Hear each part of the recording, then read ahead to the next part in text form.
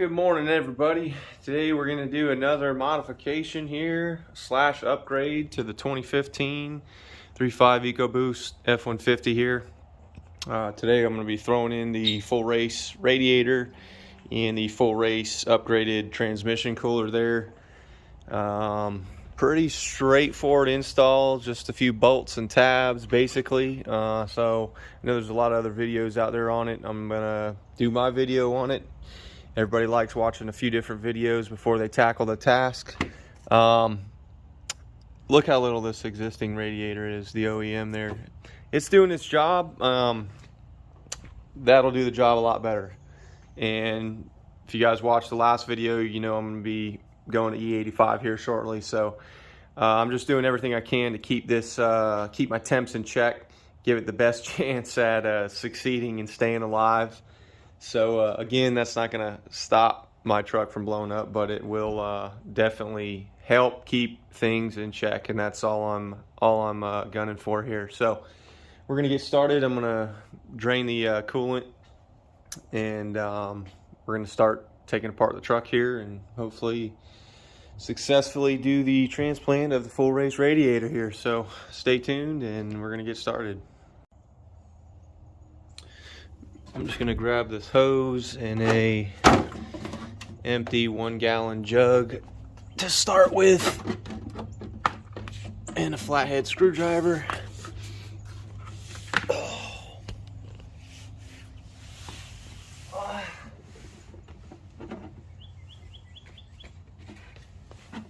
And so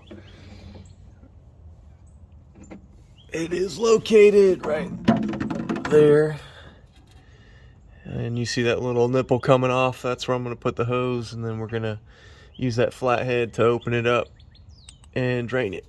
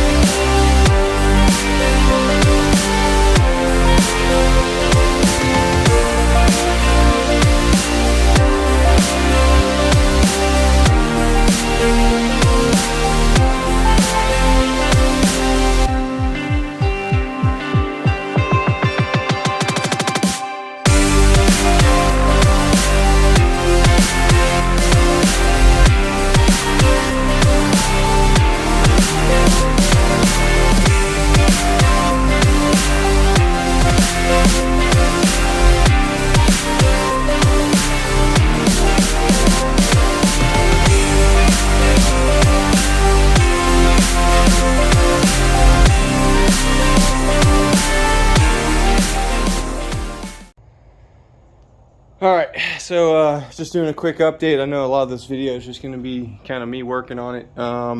It is pretty straightforward. In this video, I'm just going to point out some of the slightly challenging parts of this.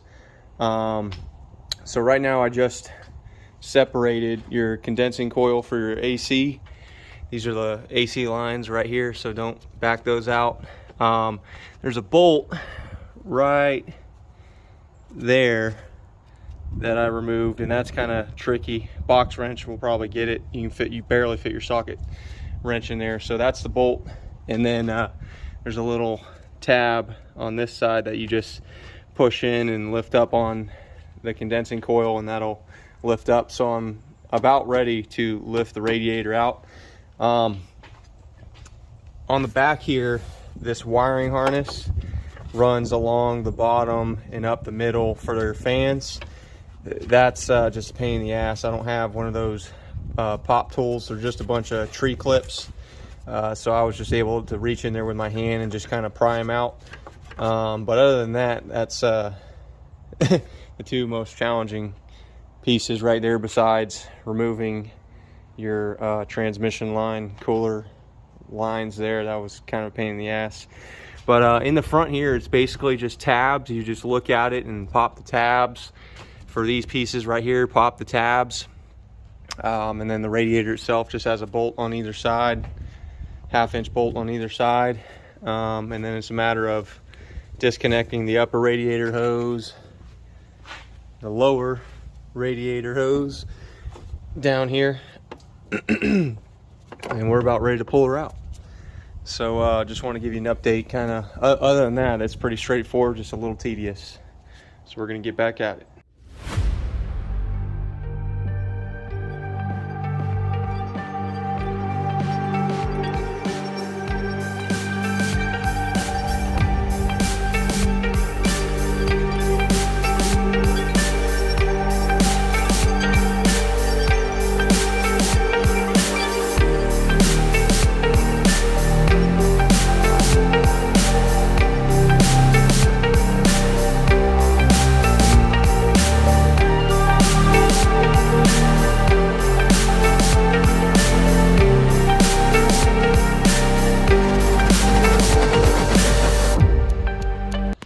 All right, so we got it out, so you can see there.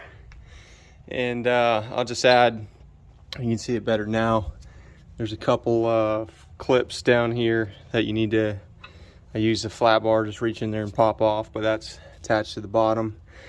So get all the room we got to play with now. Getting there. There it is on the ground. So now I'm gonna go ahead and clean some stuff up in the meantime. I'll separate that. I'm gonna wash my air filter and kind of wash out the engine bay. Get things cleaned up a little bit and get ready for the reinstall, but this is what it looks like in the meantime. So stay tuned.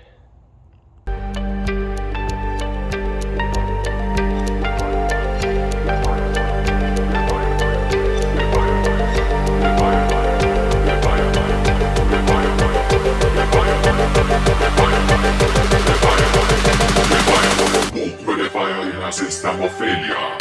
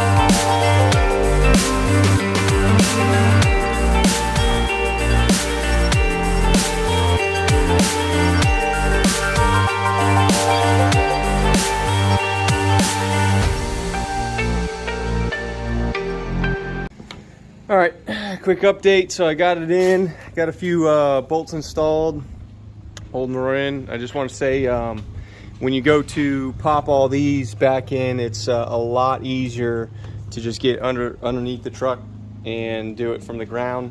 That way, you know, get a flashlight, make sure you get them all in, because that's really important so your fan doesn't hit any of the wires. It's a lot easier from the ground reaching up. You can see where everything goes. So just make sure all that's plugged in tight. And then just go over from left to right, make sure everything's connected. I got my lower radiator hose connected, transmission line bolt plugged in, the 2 bolts that hold the radiator in, bolt right there that holds the condensing coil to the radiator. Put a few of the tabs back in, connected a couple of the hoses, the transmission hoses to the radiator there. And that's about it. I got the upper radiator hose connected. So just kind of giving her a good look over before you move any further, and just make sure that those wires are not sticking in your fan, because that'll be bad and that'll be a pain in the ass.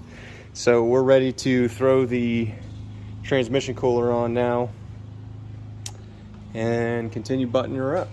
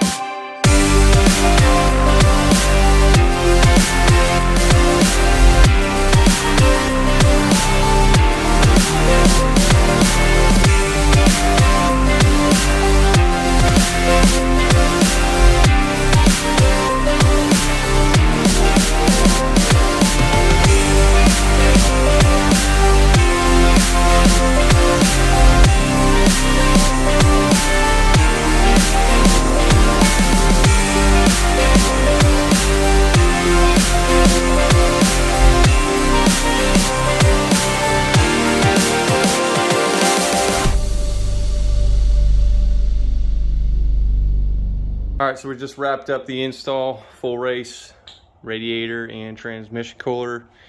There's the OEM stuff. I'll stick that in the attic. Overall, not a bad job. You can definitely do it. I was kind of intimidated by it. I knew it was a lot of work involved, but it's not a lot of hard work. It's just some tedious work that takes a little bit of time. Clips, bolts, you don't need any special tools, just your basics. You know, it took me 4 or 5 hours because I was filming it as I went, so it should take you 2 to 3. Overall, you guys know the routine. I just want to show you recap here. Whenever you get done, go ahead and pull the cap off. Pull the cap off the expansion, fill it up. All the air should come out of here. You'll see it bubbling. Once that gets full, put the cap on, fill it the rest of the way up with the expansion tank. Go ahead and start the truck, put it on high heat. Once that heat kicks in, it'll cycle, let all the air out, you know, check it, top it off. Same thing with the transmission. Since we did remove the transmission cooler, you might lose a little fluid. Not much, but go ahead and run it, warm it up, check it, top it off if you need to. I just got my intake left to do. I washed it. Man, I took apart my catch can too. Definitely, you know, I did a video a long time ago, taking this thing apart and cleaning it. That thing was slap full, and it will trick you sometimes when you try to dump it and only a little comes out. You really need to, you know, set a date every couple months to take that thing apart and clean it really good, because it'll get gummed up and it won't drain properly. So that was one thing I did in addition to all this. So I'm just waiting on my filter to dry, then I'll throw it all in and close the hood. But I'm ready for a beer. Gonna relax the rest of the day. Just wanted to let you guys know that it's doable. I know there's not a ton of videos out there that show a lot of how-to videos on a lot of these parts that I put on my truck, so that's why I'm doing it. Hopefully help some guys decide if they can do it or not. I know me personally, I would like to watch a few people do it before I decide if I am interested in doing it myself. Well, that's it. Full Race, great product. Again, this is the second thing that I wanted to do before I get going on the E85. So I got my high pressure fuel pump, did the radiator, and now I'm just trying to hunt down a 36-gallon fuel tank so I can throw that bad boy, that DW440 intake pump, get that in there, and then load up an E85 tune and see what she makes. Pretty excited. Again, this wasn't a super hard install. It was just a little tedious, you know. All the clips, a few bolts, not terrible, but you guys can do it. Anyways, hope you guys enjoy the video. If you guys got more questions, let me know, and good luck.